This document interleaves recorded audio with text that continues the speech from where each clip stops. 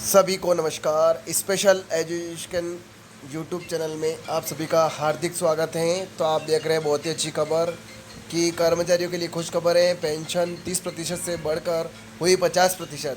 जैसा कि हम सब जानते हैं कि केंद्र सरकार प्रत्येक कर्मचारी को रिटायरमेंट के पश्चात एक निश्चित रकम पेंशन के रूप में देती है।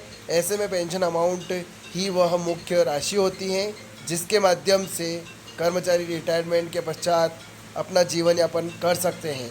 पाठकों की जानकारी के लिए बता दें, जब कर्मचारी रिटायर्ड होते हैं तो उन्हें उनके अंतिम बेसिक वेतन का 50% एक मुश्त पेंशन के रूप में दिया जाता है। उसके बाद हर माह बचे हुए पेंशन राशि का कुछ प्रतिशत पेंशन के रूप में दिया जाता है। ऐसे में प्रत्येक माह यह पेंशन 9,000 के आसपास का आंकड़ा बनाती है। इसी को लेकर हाल ही में सुप्रीम कोर्ट ने एक महत्वपूर्ण फैसला लिया है कि 9,000 से 15,000 हो जाएगी मासिक पेंशन राशि।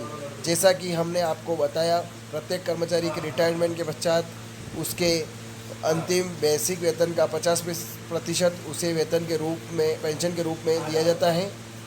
सुप्रीम कोर्ट के नियमों के अनुसार यह पेंशन अमाउंट 9,000 रुपये से कम नहीं होनी चाहिए। वह मौजूदा महंगाई दर की को देख तो प्रत्येक व्यक्ति को प्रत्येक माह 9,000 रुपये न्यूनतम रूप से घर खर्च के लिए जरूरी रूप से उपलब्ध करवाए जाने चाहिए। वहीं फैमिली पेंशन की बात करें तो कर्मचारी को सेवाकाल के 10 साल के पश्चात अंतिम बेसिक वेतन का 50% दी जाती है। वहीं हर माह 30% राशि उसे पेंशन के रूप में उपलब्ध कराई जाती है। ऐसे में सुप्रीम कोर्ट ने यह प्रस्ताव पारित कर दिया है कि प्रत्येक कर्मचारी को 9,000 रुपये से कम पेंशन राशि नहीं मिलनी चाहिए। सुप्रीम कोर्ट बढ़ाने के बाद घटना में कहाँ तक है तर्क संगत। तो कर्मचारियों द्वारा कुछ समय पहले ही सुप्रीम कोर्ट में एक याचिका दायर की गई थी जिसमें उन्होंने सुप्रीम कोर्ट की मांग उठाई थी कि कर्मचारियों को 50% अंतिम राशि के आधार पर ही पेंशन उपलब्ध करवाना सरकार की जिम्मेदारी होती है। एक बार 50% के आधार पर पेंशन मिलनी शुरू हो जाए तो उसे घटकर 30% करना कर्मचारियों के लिए न्याय संगत फैसला नहीं है। इसी बात पर विचार करते हुए सुप्रीम कोर्ट ने हाल ही में एक महत्वपूर्ण सुझाव केंद्र सरकार को दिया है। आगे इसमें यह है कि ऐसी कर्मचारियों के हित में लिए जाएंगे जरूरी फैसले। सुप्रीम कोर्ट की माने तो वकीलों की दलीलों के आधार पर यह साबित हो जाता है कि एक बार कर्मचारियों को यदि 50% की दर से पेंशन मिलनी शुरू हो जाती है वास्तविक महंगाई दर के अनुरूप है। ऐसे में पेंशन अमाउंट को कम करना कर्मचारियों के लिए न्याय संगत नहीं माना जाता है।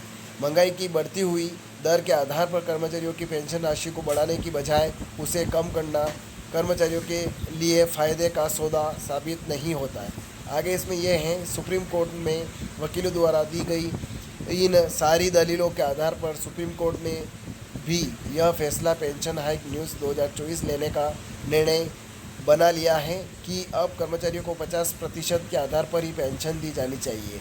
जनहित याचिका के आधार पर CGI चंद्रचूड़ की अध्यक्षता वाली टीम ने इस मामले पर विचार करने के बाद ये सुझाव देने का निर्णय लिया है, लेकिन नीतिगत मामला देखते हुए इस फैसले पर फिलहाल किसी प्रकार का कोई प्रस्ताव पारित नहीं किया गया है। आगे और इसमें यह है कि सुप्रीम कोर्ट ने केंद्र सरकार को दिया सुझाव। जानकारी के लिए बता दें कि यह फैसला अभी भी केंद्र सरकार के पास में लंबित है। सुप्रीम कोर्ट की माने तो सुप्रीम कोर्ट के अनुसार प्रत्येक कर्मचारी को 50% सेवा पेंशन के रूप में मिलनी आवश्यक है। ऐसे में यदि कर्मचारी की मृत्यु भी हो जाती है तो उसे पेंशन को 50% करना न्याय संगत नहीं है। कर्मचारी की मृत्यु के पश्चात उसके घर में पत्नी और आश्रित बच्चों को एक निश्चित पेंशन उपलब्ध करवाना सरकार की मूलभूत जिम्मेदारी हो जाती है। ऐसे में यह सरकार के लिए ज़रूरी है कि वह प्रत्येक कर्मचारी को अंतिम पेंशन के रूप में उपलब्ध करवाई गई राशि ही दे, जो कि पेंशन राशि की 50% राशि हो। पूर्व कर्मचारियों और उनकी विधवाओं को मिले उनका हक। कोर्ट ने सरकारी कर्मचारियों के बयानों और वकीलों की दलीलों के पश्चात संविधान के अनुच्छेद 14 और 21 के अंतर्गत विधवाओं और आश्रित बच्चों के हक को देखते हुए सरकार से न्यूनतम पारिवारिक पेंशन को 9,000 से बढ़कर 15,000 रुपये करने का सुझाव भी दिया है। हालांकि अब तक सरकार ने इस बारे में कोई निर्णय पारित नहीं किया है, परंतु यह माना जा रहा है कि इस याचिका के अंतर्गत पूर्व सैनिकों की 6,50,000 विधवाओं को लाभार्थी घोषित किया जाना चाहिए, जिसमें इन सभी पेंशन भोगियों की पेंशन को 9,000 रुपये से बढ़ाकर 15,000 रुपये कर देना चाहिए। आगे इसमें ये हैं, सुप्रीम कोर्ट की माने तो किसी परिवार से किसी आय अर्जित करने वाले व्यक्ति की मृत्यु हो जाती है तो परिवार इमोशनल तौर से पहले ही कमज़ोर हो जाता है। वहीं परिवार में से आय अर्जित करने वाला व्यक्ति भी चला जाता है, जिससे परिवार आर्थिक रूप से भी परेशान होने लगता है। ऐसे में सरकार को